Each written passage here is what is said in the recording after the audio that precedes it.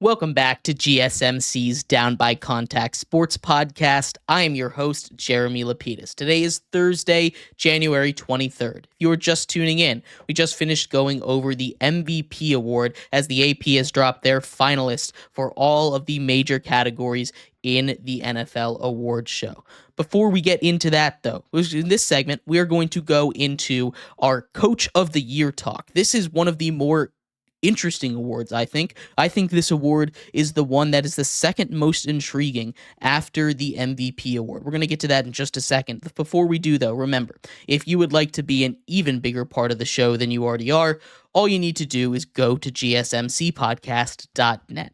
Or if you are on YouTube, you can use that super chat feature. If you do either of those two things, a message should pop up on the bottom of the screen for you, me, and everybody else around the world to see. If you do have a burning question about sports, anything at all that you would like to ask, go and throw that in the comments. Throw it in the chat. I will get to it as soon as I possibly can. I appreciate everybody so much for sticking around, talking some sports with me here on a beautiful Thursday, January 23rd. But like I was saying, we are going to get into our Coach of the Year talk. Like I said, the AP put out their finalists for all of the major awards, and this one I think is the closest race, aside from that MVP debacle. There are a whole bunch of options for them. They, of course, put out the 5 finalists, and again, I will rank them 1 to 5. At number 5 here, the 5th one that I just think they tossed in there because of record, it's Andy Reid. Andy Reid did an amazing job this year. There's no doubt about it, but this is not an award that he is going to win. There are so many deserving coaches this year. There are so many coaches that I think are higher above him in this list that I just don't think he stands the chance. Much like Jared Goff in that MVP list, he deserves to have a talked about it. He deserves to be in these conversations. But he does not deserve to actually win the award. What he's done with this Chiefs team, being able to coach them through all of these one-possession games, 10-0 in one-possession games this season, is ridiculous. That is crazy. They have not lost a one-possession game. They have not lost a one-possession game in almost 2 years. It's crazy how good they are in these one-possession moments, and that is due to discipline. It's due to coaching. It's not due to devil magic or anything. It's due to what Andy Reid and that coaching staff is able to instill in this uber-talented team with an uber-talented quarterback, and because of that, Andy Reid always deserves to be in conversations for Coach of the Year, but there are so many great options out there that turn teams around, that shouldn't have been in the playoffs, that were in the playoffs, or did better than anybody expected them to. It's insane how many great coaching performances there were this year, but Andy Reid finds himself at number 5 on my list. At number 4 on the list, the next finalist that is still in there is Sean Payton. Sean Payton did an excellent job with the Broncos this season. He turned Bo Nix into a star. He turned Bo Nix into a guy that's getting Rookie of the Year votes, finished as a finalist over there, and we'll get to that later on in our show. But what Sean Payton was able to do with this team is impressive, right? This is a Broncos team that was expected to win 5.5 games. That was the line that was set for them at the beginning of the year. This was a team that I thought was going to finish with 5 wins at the beginning of the season because I did not believe in Bo Nix. But what Sean Payton was able to do with that team, mostly with the defense and the defensive turnaround, which is why I don't put Sean Payton higher up on this list, because what he was able to do with this team, get them to the playoffs after what they've gone through with Russell Wilson, how much money they owe him, and how they've done that turnaround, basically $70 million in the hole, is very impressive to see. That's not something that just any coach can do, and Sean Payton deserves all the props. He's a guy that I think if he won, would deserve it. Really, any of the top 4 guys on this list, I think, would deserve the award if they won the Coach of the Year. But Sean Payton, I don't think, deserves the most credit in Denver. I think the defense and the defensive coaching deserves the most credit in Denver rather than Sean Payton. Again, Sean Payton did a great job, an excellent job with this team, but I'd give it more to the defensive coordinator, who deserves a lot more props for this, because overall, that offense, their ranks, they were very similar to last season. They were doing a lot of the same things. Bo Nix and Russell Wilson are basically the same quarterback. It's just one got stuck with a bad defense in Denver and one got gifted a good defense in Denver. So overall, they both deserve it. I just think that Sean Payton is the least deserving of the coaches that could deserve to win Coach of the Year this season.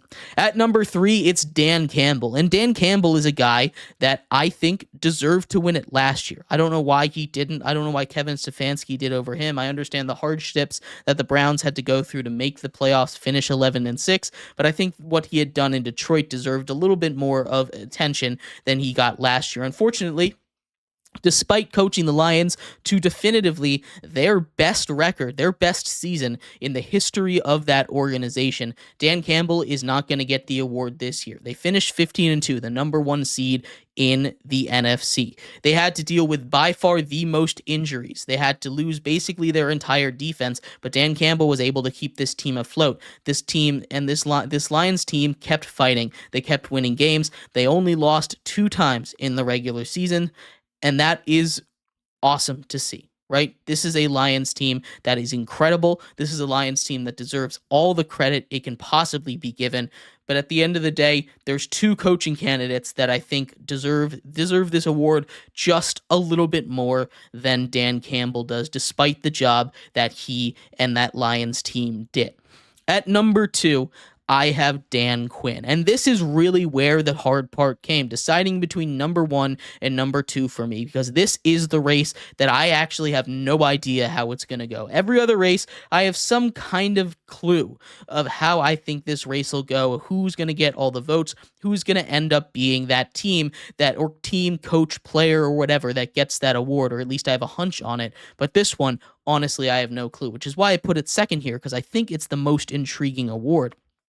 Dan Quinn, at number 2, turned that Washington franchise around. They went from losing 12 games last season to winning 12 games this season, and a lot of it has to do with what Dan Quinn and Adam Peters have been able to do, turn that organization all the way around. In fact, they're playing in a conference championship right now. Now, that is something that maybe changed my mind, maybe put me higher on the list for Dan Quinn, but again, we have to remember the voting for these awards happens after the regular season ends. You don't get to take into account anything that these coaches have done in the regular season, which means we're not taking into account the fact that Sean Payton got blown out in the first round. We're not taking into account that Dan Quinn took care of business against Dan Campbell and the Lions in the second round. We're not taking into account that the Vikings lost everything in that first round against the Rams, and Kevin O'Connell is out of the playoffs. We're not taking into account that Andy Reid is in that conference championship game as well, right?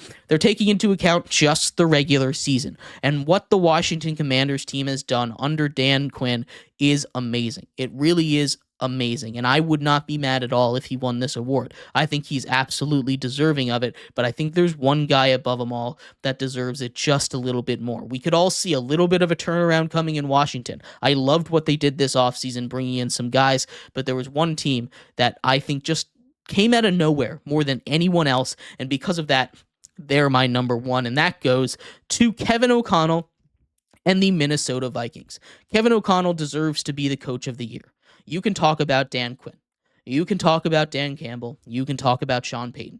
All those guys deserve to be coach of the year, but what Kevin O'Connell did is unmatched. It's one of the best coaching performances I have seen in a very, very long time. What Kevin O'Connell was able to do as the head coach for the Minnesota Vikings was take a team that I expected to fall off dramatically after getting rid of Kirk Cousins, after losing J.J. McCarthy for the season, the guy that they were expecting to be the number 1, and leaning heavily on Sam Darnold, a quarterback that has seen nothing but meager success in his career. He failed pretty hard with the Jets. He had a 3-week stretch with the Panthers where he won the first 3 games of the season, but after that, he went back to being not that great. He was a backup with the Niners, and now he gets his chance with the Vikings, and he turned Sam Darnold and that team not only into a 5 seed, fighting for the number 1 seed in Week 18 of the NFL season, Sunday Night Football, with the potential to get a bye,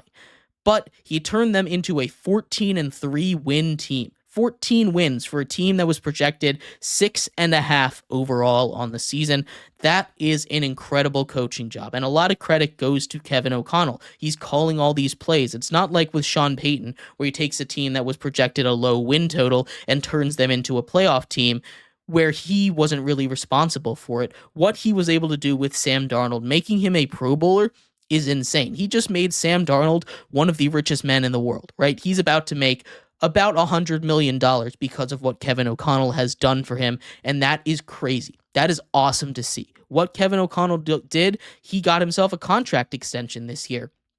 I don't know why the Vikings waited, but he's been nothing but successful with this Vikings team, right? Kevin O'Connell deserves all of the flowers, deserves all of the credit in the world right now, and I think he's my coach of the year.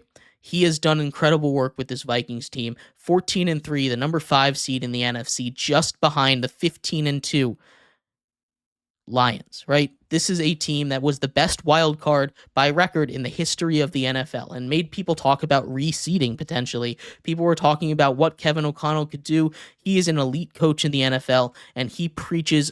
He just is an amazing coach, right? And he deserves this award. He is my guy. Kevin O'Connell is the one that I think wins the NFL Coach of the Year this year. But let me know what your thoughts. Like I said, I think 4 of these guys, my top 4, all deserve a chance to win this award, and I would not be mad, especially if Dan Quinn wins as well. I completely understand that argument, but let me know what your thoughts are. I'd love to hear them. We're going to take a quick break here. When we come back, we turn our attention over to the Offensive Player of the Year and the Defensive Player of the Year awards, as well as some Comeback Player of the Year mentions in there as well. We'll be right back here on GSMC's Down by Contact Sports Podcast.